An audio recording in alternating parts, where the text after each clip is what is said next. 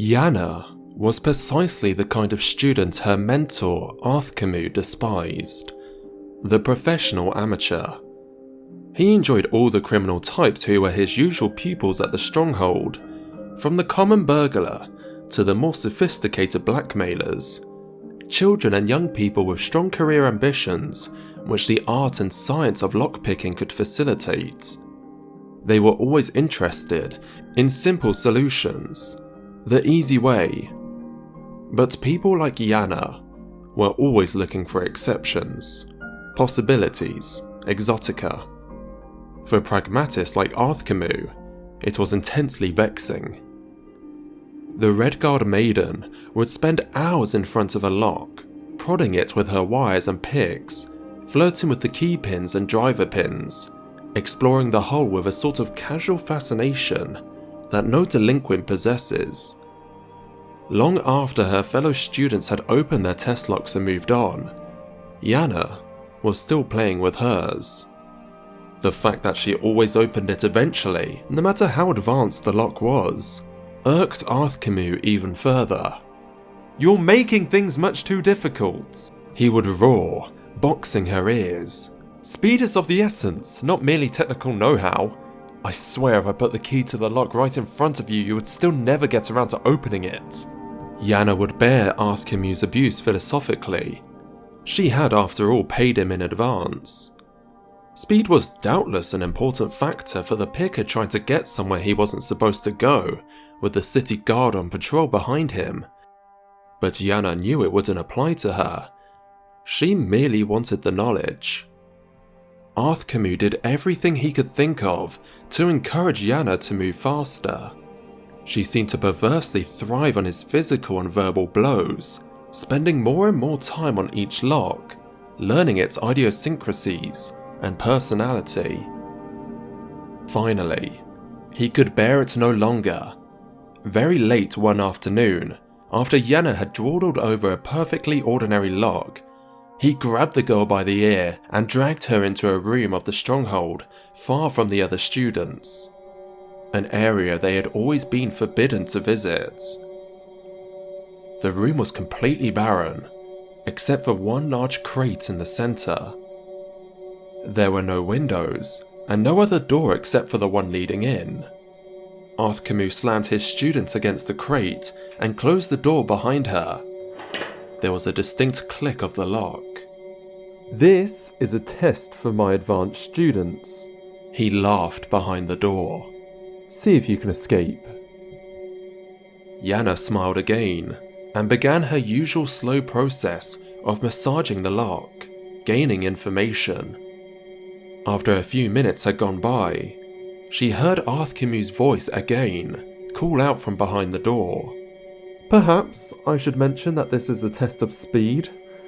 You see that crate behind you?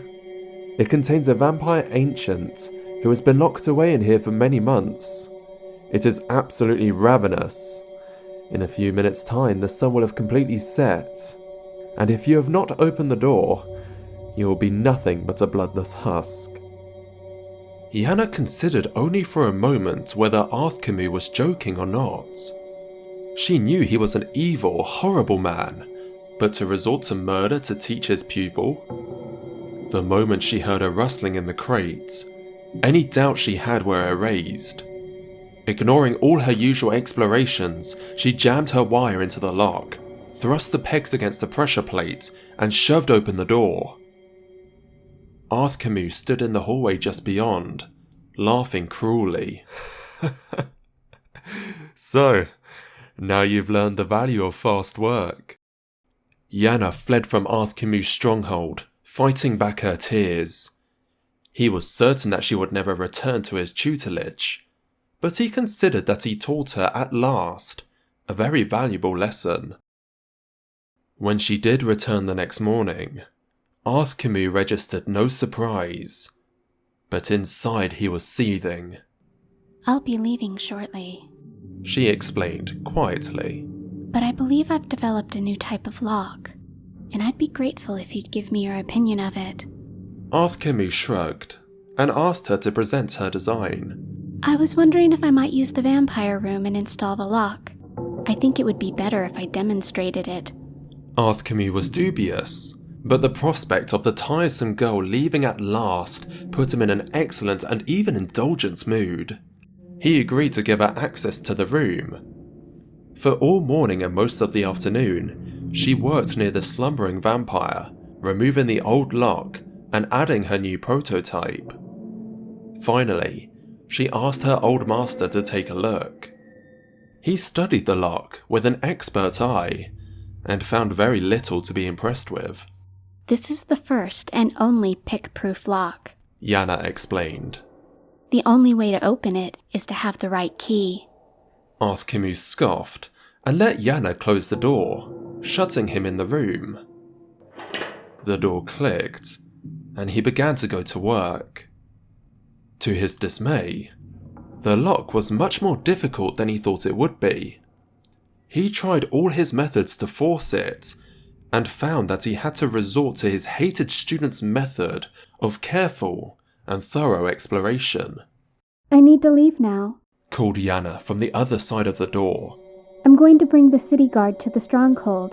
I know that it's against the rules, but I really think it's for the welfare of the villagers not to have a hungry vampire on the loose. It's getting dark, and even though you aren't able to unlock the door, the vampire might be less proud about using the key to escape.